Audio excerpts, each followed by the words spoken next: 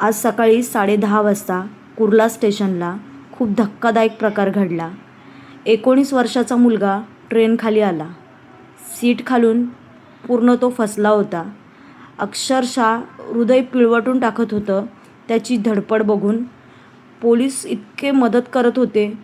खरंच वाचवण्याचा खूप प्रयत्न चालला होता. पब्लिकसुद्धा थांबली होती, कामाला जाणारी येणारी. खरंच माणसाचं आयुष्य इतकं स्वस्त झालं आहे का? काय होईल? कामाला थोडा उशीर होईल ना, पण खरं सांगू, तुमचे आईवडील वाट बघणार आहेत, तुमची लहान मुलं आहेत. त्याच्यामुळे हा विचार करा आणि कोणतीही गोष्ट तुमच्यापेक्षा महत्त्वाची नाही आहे हे विसरू नका. तो मुलगा जेव्हा ट्रेन खाली फसला होता ना, अक्षरशः 1 तास अख्खी पब्लिक शांत तिथे उभी होती. तो आपल्या आपल्या परीने मदत करत होता की ह्याला बाहेर कसं काढता येईल. फायनली लादी तोडावी लागली त्या मुलाला बाहेर काढण्यासाठी. जास्त मोठा नव्हता, 19 ते 20 वर्षाचाच असेल. कोणत्या आईचा मुलगा असेल देव जाणे, पण बिचारा वाचला. त्याला लगेच दवाखान्यात नेण्यात आलं, पण पाय तर त्याचे कामातून गेले होते. बघून आहे ना अक्षरशः आहे ना अंगावर काटा आला होता. मित्रांनो, थोडा वेळ होईल, एखादं काम होणारसुद्धा नाही, चालेल, पण आहे ना स्वतःला एवढा त्रास करून घेऊ नका. कारण आहे ना अशी दुखापत आयुष्यात बरी होत नाही आणि परत लक्ष देणारंही कुणी नसतं. आणि ज्या घरामध्ये आपली मुलं सांभाळणारे असतो ना आपण, तेव्हा खूप वाईट होतं. त्याच्यामुळे आहे ना थोडं लेट. आणि खरं तर आहे ना मोबाईलचा आहे ना थोडा वेळ टाळाच. गाडी प्रवासामध्ये आहे ना मोबाईल खूप घातक आहे.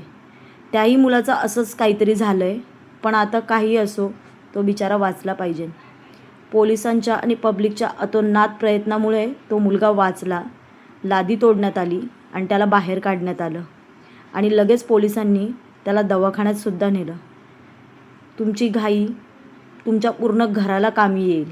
त्याच्यामुळं एखादं काम लेट, भले ते होणार नाही, पण तरीही इतकी घाई करू नका की आयुष्यभरासाठी तुम्ही अपंग होशाल. आणि आपल्या इथे सकाळी संध्याकाळी ट्रेनचा प्रवास इतका तुफान गर्दी असते. त्याच्यामुळे आहे ना थोडा लेट जावा, पण घाई करू नका. अक्षरशः माझ्या अंगावर काटा आला होता. माझी हिंमतही होत नव्हती पुढे जाऊन बघण्याची, पण तरीही मी हा व्हिडिओ काढला.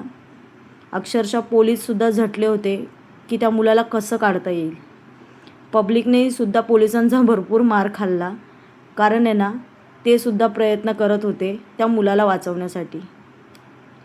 खूप वेळ ट्रेनसुद्धा लेट झाल्या, पण काय करणार, त्याला कसा तरी सुखरूप बाहेर काढला. पण पाय फसल्यामुळे पायाचा थोडा प्रॉब्लेमच झाला. थोडा म्हणजे बऱ्यापैकीच झाला. त्याला लगेच दवाखान्यात जवळच्या नेण्यात आलं.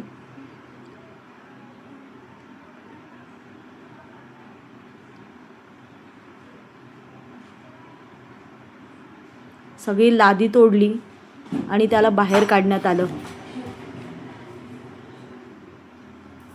असा प्रवास मित्रांनो करत जाऊ नका, कारण आपल्याशिवाय आपल्या घरच्यांना कुणी नसतं. त्याच्यामुळे आहे ना